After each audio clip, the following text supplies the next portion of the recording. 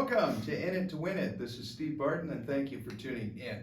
We're here with Andy Schectman of Miles Franklin Precious Metals. Andy, thank you for coming back on the show. Wouldn't miss it for the world, Steve. Thanks for having me, buddy. It's good to see you again. It's good to see you too. Likewise. So we're here at the Rule Symposium in 2024 and had a lot of interesting presentations. Let's start out like I always like to, and your macro view of the world economy and financial markets. You know, to me, there's so much noise and periphery out there. It's easy to get distracted by the shiny objects or the leaves rustling on the trees. I try to take a step back and focus on the forest. To me, there's a macro trend, and it is of de-dollarization. And I know this isn't a word, but de-treasurization. And that's a byproduct of weaponization of the dollar, weaponization of the treasury market. You know, people will call it sanctioning and or confiscating. Let's call it what it is. It's stealing. It's defaulting on $5 billion in US treasuries held by the Russian sovereign government and using it to provide weapons to the Ukraine, the country they're in a war with. That's a line that is wholly different than just about anything else we've ever done. And when you cross that line, the erosion of trust, which in reality is what this system is based upon anymore. It's not backed by anything. It's backed by the trust, the full faith and trust of the US government. And we talk about the faith, that isn't good faith. When you are confiscating assets of a country as the world reserve currency, it is not our prerogative to do that. When we talk about the credit of the US government, full faith and credit, we're insolvent. We're almost 35 trillion in debt, Steve. With that doesn't take into account 99 trillion underfunded in Medicare Part B, 22 trillion underfunded in Medicare Part D, 77 trillion underfunded in Social Security and military and government pensions and other off-balance sheet entitlements that bring us close to 200 trillion in debt, 5 trillion in assets that the US government has on their balance sheet, just over, with student debt being the biggest. 1.6 trillion in terms of its assets, 1.6 trillion in student debt. It's an asset,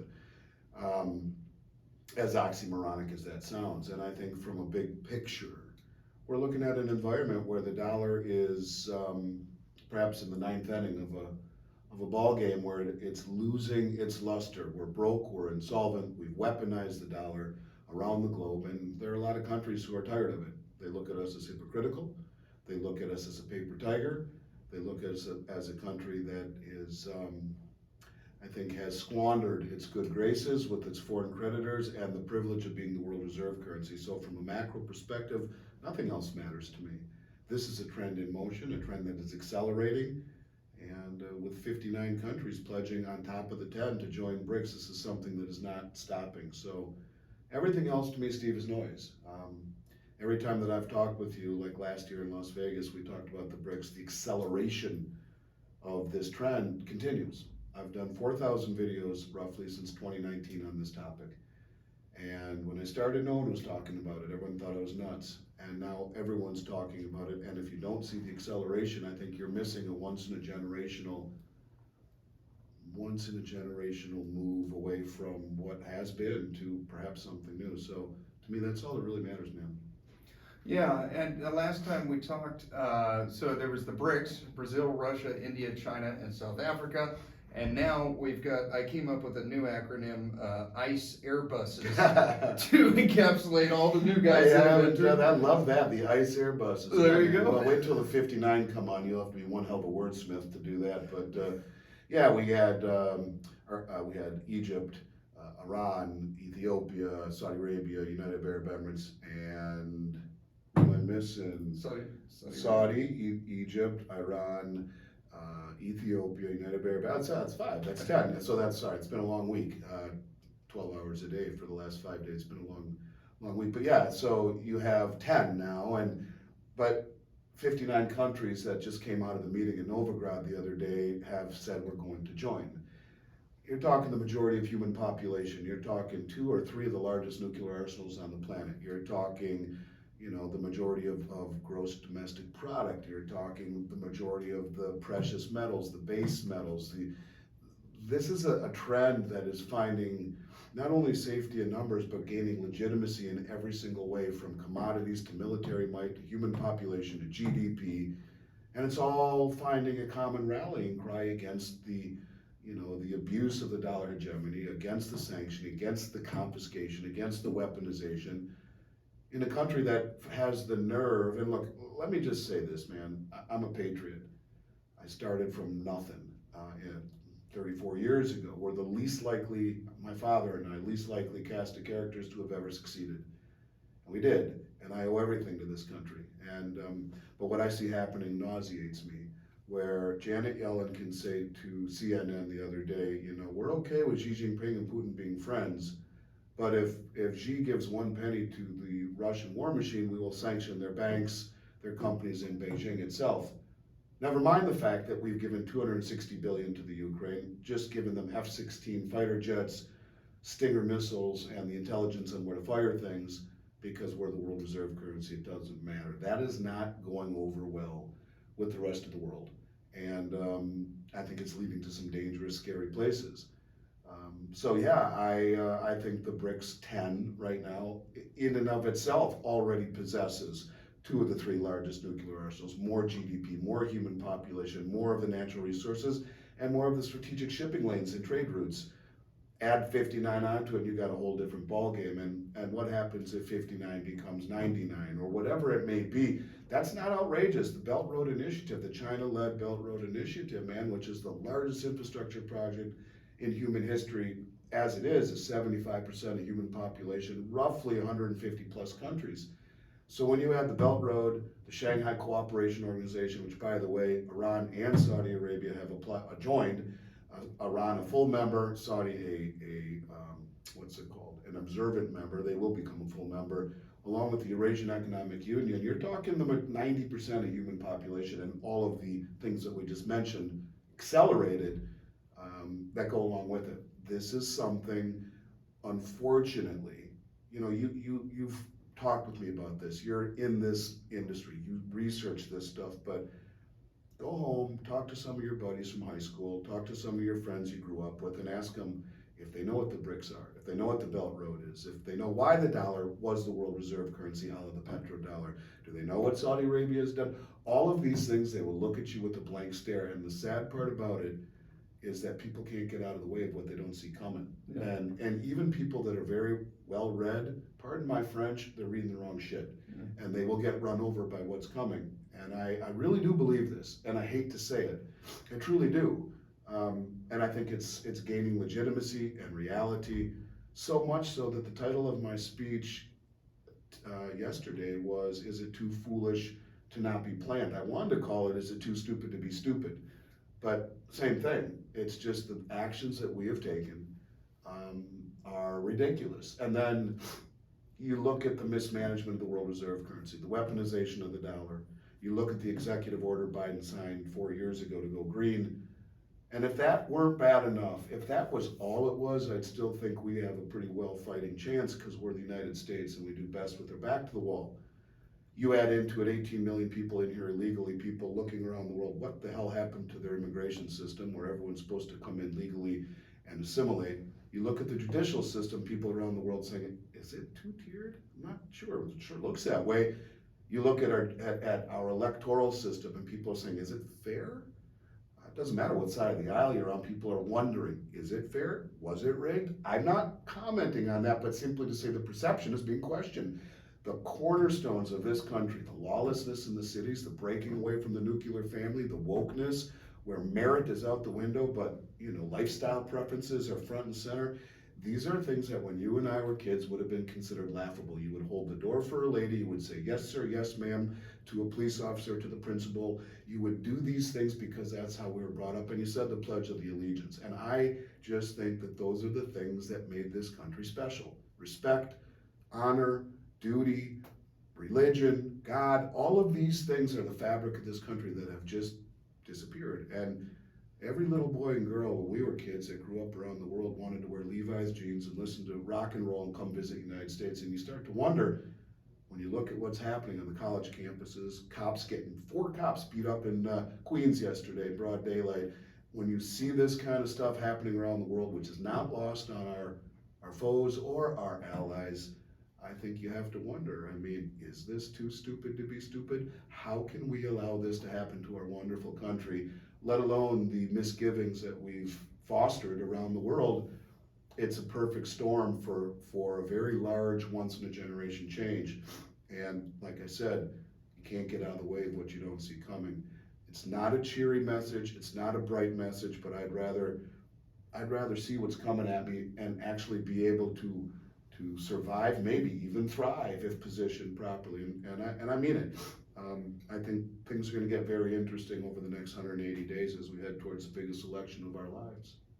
Yeah, when you and I first talked, maybe 2.5 or 3 years ago, I had none of my net worth in precious metals. It's taken me several years to do it, but I'm up to 6.5%. And as far as like the investable portion of the portfolio, it's up to 25. Way to go. And I've never been happier. I've never slept better at night. It is, I really think, I mean, and I can see what's happening, you know, I mean, when Trump was in office, he added $8 trillion to our debt. Biden's added another 4, and gold has gone from 1,600 an ounce up to 2,400. I mean, it's really an amazing way to preserve your purchasing power and preserve your wealth, and at times and moments in history to actually profit from it. Yeah, well, now we're adding $1 trillion in debt every 100 days. We're adding $100,000 every second. 100, 200, 300, Wow. 400, every second. A trillion seconds ago was 31,688 years ago. And when you talk about purposeful destruction of the system, I mean, here again, our wholly irresponsible fiscal policy where we spend, we're addicted to spending, we're borrowing money just to pay the interest on the money we already borrowed. We're borrowing money to give to another country to fight a war that we shouldn't be involved in. We should be rebuilding our infrastructure, closing our borders, closing our military bases, bringing our troops home, protecting this country, fortifying the border all the way around the United States, and putting that money that we are squandering around the world to good use, instead of pissing everybody off. And that's the thing. We go around the world and in an antagonistic way, in a coercive way. You look at what China is doing, just the name of the Shanghai Cooperation Organization. You look at the BRICS, no one is beholden to anyone. It is a cooperative endeavor. You look at the way they go around the Belt Road, and they are building the infrastructure through roads and bridges and maritime channels and railways of all of these under-industrialized countries in South America and in Africa. In a cooperative manner, we will build your infrastructure, we will build oil refineries and oil rigs, we will build gold and silver mines, we will build the roads and the bridges to get you to market, and we will take a piece of it in a cooperative fashion. We don't have a gun to your head, you can do it however you'd like. It is the cooperation that is lacking from our style, and I think it is wearing thin. And coercion is always lesser than cooperation, and I think this is a problem. It's a problem that for the first time, the countries that would make up the BRICS, who have never in and of themselves had the wherewithal to stand up to the United States, are not only coordinated, they are sophisticated, they are wealthy, and I think in numbers they become very, very formidable, much more so than people give credit for. You know, I'm very fond, Steve, of a term called logarithmic decay. If you imagine the Niagara Falls, you start way upstream and you start to notice little by little the pitch change, little by little by little by little by little, bang, all at once. That is logarithmic decay. And where are we on the stream? You know, the little by little, if you look, it's happening everywhere. Have we reached the edge of the falls yet? Maybe not. Can you hear in the distance? Listen carefully, you might. I don't know, man, I think it's something that this will be very shocking to a lot of people who easily dismiss the little by little because it takes so long. This is a country that is obsessed with instant gratification. Bitcoin, Nvidia, Apple, things have to happen just like that, and if they don't, yeah, move on. I think the naysayers who have dismissed the length of the little by little will be shocked by the speed of the all at once. And I would say most of the things I've talked about over 34 years have come true, almost all of them. Not because I'm a soothsayer or have a crystal ball, but because the things I talk about are rooted in 3 things.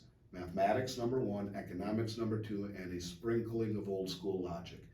Those things come true. the timing is hard. The only thing I've really ever nailed is this BRICS theory that I've been talking about for a while, and it's frightening me at just how fast it's accelerating. So yeah, I mean, it might be something that I can't believe people don't see because I immerse myself in it, but when I take a step back, most of my research is not found on traditional websites. It's all around the world. It's 3 hours a day, 7 days a week, digging on platforms all around the world to find the truth. And the coordination, the sophistication, the speed that this is all coming together is startling to me. And I hope people listening to this, if just one person goes and does a little bit of due diligence on their own and starts to see just indeed what is happening, yeah, man, it's a big deal. And I'm proud to do my part and at least try to sound the alarm, you know, Paul Revere type of thing. And I hope I'm wrong because I got 3 kids. My youngest is 17. I want them to grow up in the world that we did, you know, with opportunity and not be scared to walk the city streets at night after a ball game or something. But unfortunately, that seems to be a road that maybe is less traveled these days. You know, what you were saying about Shanghai, China is creating a really terrible arbitrage for the West, I guess, in that they're essentially paying about $100 more per ounce of gold, which is simply moving it from the West to the East. And it's just this transfer of wealth, and it reminds me of that cartoon meme where America is throwing bars of gold at China, and China is throwing dollar bills back to the U.S. Yeah, silver's about $4 an ounce higher and moving higher. I'll put it to you this way. The head of the Shanghai Gold Exchange in 2014 or 2015 said when China is allowed to speak at the gold table, the real price of gold will be known. They just built the BRICS grain exchange, and the comment by the agricultural minister was something to the extent of, listen, we produce more of the commodities than the West does, we consume them, and yet we do not have the ability to control any of the prices as it's all being controlled on the COMEX market. The BRICS grain exchange will end that, was his comment. I believe that the Western exchanges have been exposed. The Shanghai Gold Exchange will become, I believe, very much like the COMEX or the LBMA, along with the exchanges in Dubai, the exchanges in Moscow. Right now on the LBMA, the London Bullion Metals Association, you see 2.9 billion ounces of silver traded per day, which is 3.5 times global mine supply annually per day. You have the silver on COMEX trading at about a 1,500% rehypothecation, meaning go find 16 people and every one of them owns a contract with the same number on it. And if everyone stands for delivery, well, that's a problem. That's Bernie Madoff. Bernie had a great deal until people said, I need my money. And in that respect, one would get the metal and 15 would get the shaft or would get cash settled. This used to work because it was a system where, you know, the COMEX was founded in 74. The LBMA is 140 years old. The West has ruled the roost in commodity pricing for a long time, but even going back to 74, 84, 94, most of these countries were third world. Up till 2018 or 19, no one stood for delivery. Never. I mean, very rarely 1% of contracts, so they could sell and resell the same contracts over and over and over and over and over and over again. The bullion banks had all the money, they could print the money, and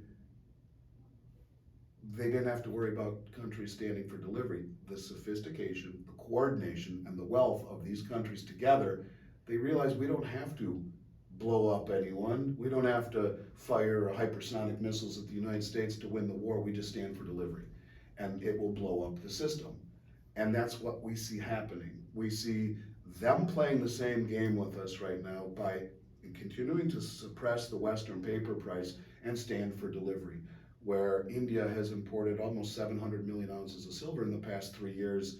They're draining all of the exchanges. We see gold being accumulated at a record level over the last 3 years by the most sophisticated, well-informed traders on the planet. And I want to highlight well-informed. Yes, they're the wealthiest, the central banks, but they know the playbook. And the central banks over the last 2.5 years have bought more gold than any time in the last 100 years, over and over and over again. But there's another piece to the puzzle that is equally as alarming, and that is for I don't know how many years, the majority of gold has been held in two places, on the Bank of England and on the New York Fed. The New York Fed gives direct access to the COMEX, the Bank of England gives direct access to the LBMA. All of these countries are repatriating their gold. We saw Saudi Arabia, Egypt, and about 7 African countries repatriate their gold from the New York Fed a couple weeks ago. Over the last few years, we've seen the Dutch National Bank, starting with the Bundesbank in Germany, Austria, Hungary, Turkey, Czech National Bank. They all brought their gold home and have been buying copious amounts.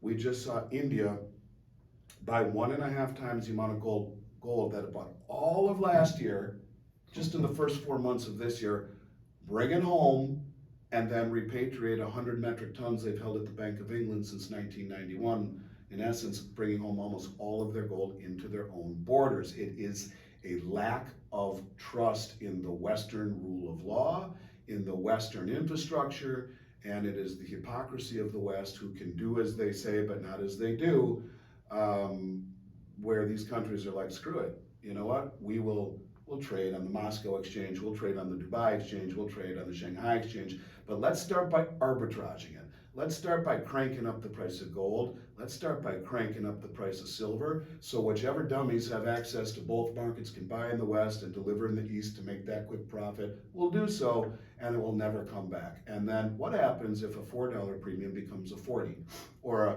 $100 premium becomes a 500? That's the price, what someone is willing to pay for it. And what if the entire global South says gold is now 5,000 an ounce? We don't care what COMEX says, they're full of shit. I'm sorry for using profanity, but I want to get the point across because this is real. And that is what will happen. You know, ironically, Steve, every single central bank balance sheet in the world holds gold in the name of an account. You can't make it up. It's called the gold revaluation account. That is what it is called.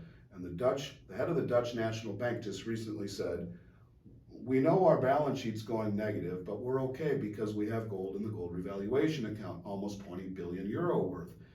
A balance sheet means assets and liabilities balance each other out. The way that it is right now in central bank balance sheets, if they have 20 billion in gold on an asset, they'll have 20 billion in gold in the revaluation account, the liability. It cannot offset currently a liability. That will change. And my guess is what they are planning to do, all of these central banks, is to revalue gold.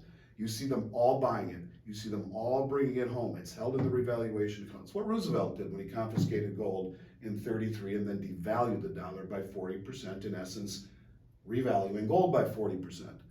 I think you'll see something to that degree with all of the world's central banks, because they realize, as they all have been taking on massive amounts of debt, right, and buying gold at the same time, it's kind of ironic that a putrid balance sheet can become pristine just like that by putting gold at 10,000, and now your assets, and allowing it to offset the liability. Put it at 10,000, your assets now outweigh your liabilities, your balance sheet's perfect. And what is gold after all but the only other tier 1 reserve asset in the world, as reclassified by the BIS, the Bank of International Settlements, the most powerful bank in the world, the central bank, in 2019. It's interesting that all of the gold started to be accumulated and repatriated starting in 2017, 2 years before. Sure, that's a coincidence too, but you know, the BIS is also behind Project mBridge, which I would not leave here without discussing with you because it's probably the biggest development of all. Project mBridge and the new settlement currency that was announced, the unit. And if you'll indulge me, I'll just keep going here. Project mBridge, I talked about a year ago. It's a joint effort between China, Hong Kong, Thailand, and the United Arab Emirates. It is a cross-border payment system that is not compatible with dollars. Let me say that one more time. It is not compatible with US dollars. It allows trading with one another in central bank digital currencies, using central bank digital currencies free from the Western intermediary banks or the SWIFT system. Saudi Arabia just became a full participant in Project mBridge. It is also part of a BIS initiative, the Bank of International Settlements, who reclassified gold as a tier 1 asset 2 years before all the banks started buying gold and repatriating it. You think that's a coincidence? I don't. What have we been seeing lately? All the banks buying gold and repatriating it. The BIS is part of Project mBridge, which allows for countries to trade outside the SWIFT. So here's the kicker. There was just a meeting in Novigrad, Russia that coincided with the G7 meeting. If we go back to January of this year, they said there'll be 200 BRICS meetings leading up to the big one in October, where we see how many countries will be admitted this time and who've applied, and other developments, maybe a common settlement currency. Some people thought we'd see it last year in South Africa. They came out and said we have told our finance ministers to go back to the drawing board. Sorry about that, Led Zeppelin, I'm sorry. We told them to go back to the drawing board and come back and present their findings in Russia in 2024. That's in October. So there was just a meeting in Novigrad where you had 20,000 people from over 100 countries there. And it was the same time as the G7, where the Royal Crown Prince of Saudi Arabia was invited to the G7 meeting. He turned him down and said, not a good time, but then he sent his delegates to the meeting in Novigrad.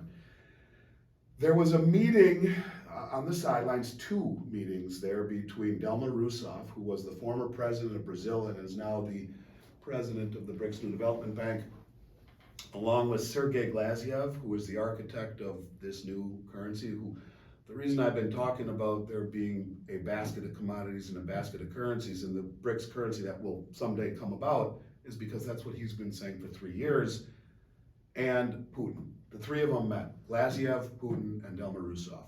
Dilma Rousseff, the head of the New Development Bank, the former president of Brazil, came out and said, we have agreed in principle to a new settlement currency. It will be a token called the unit. Will be backed 40% by gold. They're not going to do a basket of currencies or commodities. It will be gold, which is what? The only other tier 1 asset. Yeah. And it's better than that. So I read the white paper on it. And by the way, 60% basket of currencies of the BRICS countries. And excuse me.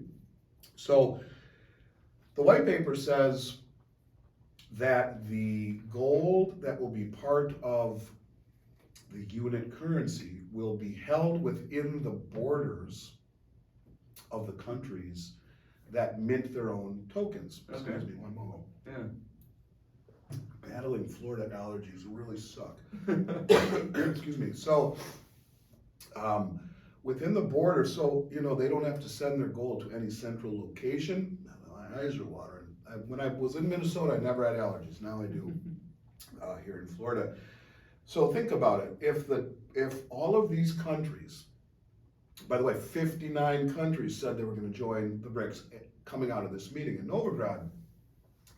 And if the unit currency, which will be minted in each country's borders, 40% gold and 60% a basket of currencies of the BRICS nations held within their own borders, why do you think that these countries are massively accumulating gold and repatriating it and bringing it within their own borders? They get to hold it there. Yeah. It will be independently audited, yeah, with very stiff penalties for non-compliance to the stringent protocol. It's deliverable. So let's just recap. Saudi Arabia is a full participant in Enbridge. Enbridge is not compatible with US dollars. Enbridge is backed by the BIS. The BIS reclassified gold tier 1. All of these countries have been buying gold since 2017 and repatriating it, bringing it home. The new unit token, which by the way, won't be a BRICS currency. Each country will be able to maintain their own central bank digital currency and have their own monetary autonomy. It's not one unipolar currency like the dollar. So China will have the yuan, India will have the rupee, Russia will have the ruble, and they can trade with one another in their local currencies. But if they want for energy, as an example, yeah, they will settle in the unit currency, which will be 40% gold and 60% currencies from the BRICS countries. They will have to maintain some form of monetary prudence and fiscal responsibility in order for those currencies to stack up for the BRICS unit. But this unit currency eliminates the need for many things. It would eliminate the need to stockpile dollars for oil, because for 50 years every country's had to own dollars to buy oil, and part of the petrodollar deal was not only sell your oil in dollars but put any of the excess into treasuries. Gold over the last 25 years since 2000 has doubled the performance of the 10-year treasury. Over the last 50 years, it just passed it. For 50 years, holding gold with no interest has now passed the performance of holding treasuries. It's doubled it over the last 25 years, but it has what? No counterparty risk. And what is it? The only other tier one asset. So these countries are selling treasuries, like China was at 3 trillion down to 700 billion. Saudi's selling them, Russia's selling them, Egypt is selling. All these countries are selling US treasuries and buying gold because it has no counterparty risk, is outperforming the treasury market, and will be part of a new settlement token called the unit that trades over mBridge that is not compatible with dollars that Saudi Arabia just became a full participant. This is massive. Now let's just pretend there's a really long fuse. Don't know how long it is, but it's just been lit. Little by little by little by little by little, de-dollarization, de-treasurization, de-dollarization, de-treasurization, striking deals outside the dollar, bang! When does that bang happen? Don't know, brother, but this is big. So they came out and said, Delma said, in principle, we've agreed to this. There will be a meeting specifically for this in September in China, where we have intentions, if all goes well, of rolling it out in October in the big BRICS meeting, where 59 more countries have come out of the meeting in Novigrad saying we are joining BRICS. That would be a potential for nearly 70 countries that represent the majority of human population. So yes, sorry for going so deep into that, but this is real, and more real than anything I've seen in my career. And that's it, man. These allergies, they go. They come for 10 seconds and they go. I don't know. Living in Minnesota, never had them. Florida, for a month, every year, in July, for a whole month, and for 10 minutes, bang, gone. It's weird. Sorry for my eyes were watering, but now I'm back to normal. No, you're good. You're good. Wow, that was pretty incredible. About 3/4 of that I didn't know. I remember the last time you and I talked, we were talking about the petrodollar and its eventual demise, and I did a 5-minute explainer video on the petrodollar and its inevitable collapse, and it got absolutely no traction until about a month ago, and then got thousands of views in about 24 hours, and I was like, oh my God, it happened. Well, go to the BIS website. Go to the BIS website and download Project Enbridge. Okay. And download the white paper on the unit. It's a 50-page white paper, and it will blow your mind. Okay. And what this stuff really does is it eliminates the ability of the West to sanction. It gives all of these countries the ability to have a multipolar system instead of a unipolar system, where if we don't like what you're doing, even though we are very hypocritical according to most of these countries and broke, what are you going to do now? How are you going to sanction us now? And it's a big deal. Yeah. And I think it should certainly not be dismissed or underestimated, as far as I'm concerned. Okay. And if people want to protect their wealth, describe the process of getting precious metals. You also sell platinum and palladium, yep. Of which I think platinum is extremely undervalued right now, especially when you look at it in relation to silver. I mean, it's like 33 ounces or 34 ounces of silver. I'm seeing the chart in my mind for 1 ounce of platinum is just crazy to me. But describe the process. If they order through you, there'll be a link down below of what it's like when and getting it delivered. Yeah, and I want people to understand, Steve, to me, gold and silver and platinum, they're wealth. Yeah. They've been wealth for 5,000 years, through 2 world wars, German hyperinflation, the Great Depression, every pandemic, you name it, it's wealth. Yeah. Not an investment to me. If you want our really super competitive price list that we don't publish, we keep close to the vest, send us an email at info@milesfranklin.com, say in it to win it sent me. Ask for the price list or questions on anything you've heard here if you want to be contacted by one of our 14 brokers who have a very, very long pedigree, every one of them, before they came to work here on Wall Street or Wharton School of Business or you name it. They're adept at answering these kinds of questions, geopolitically, politically, economically, you name it, or just ask for the price list. In terms of placing an order, they give us a call, we answer questions first, agree on price and product, we lock in the order, we send them an invoice, they pay by wire or e-check, and we send them out their metal by Federal Express insured, nondescript. It's very easy, and honest to God, I don't think it's ever been more important, but it's not an investment. It's wealth. Yeah.